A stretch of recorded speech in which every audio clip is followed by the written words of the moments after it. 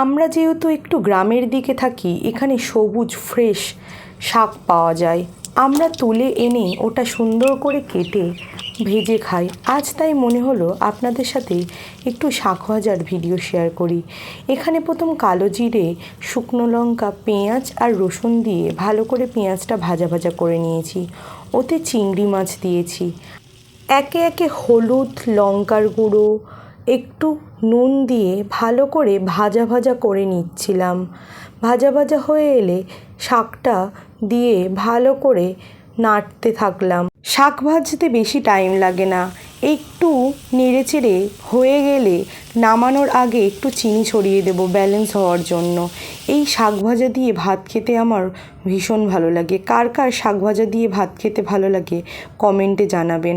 আর এরকম ছোটোখাটো শর্টস দেখতে আমার চ্যানেলের সাথে থাকবেন। এখন টাটা।